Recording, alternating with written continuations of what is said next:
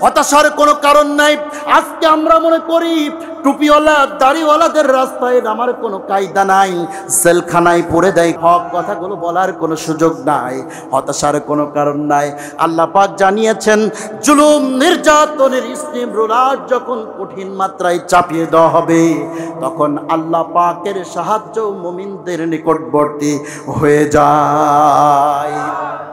আমার প্রিয় মুসলমান ভাইরা, আল্লাহ রাব্বুল আলামিন বিশ্ব নবীকে সান্ত্বনা দিয়ে বললেন, নবীজি চিন্তার কোনো কারণ নাই, আমি আল্লাহ রাব্বুল আলামিন জানায় দিলাম।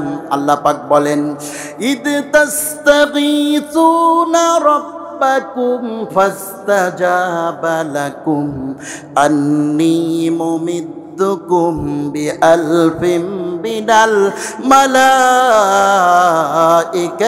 মুরদিফিন।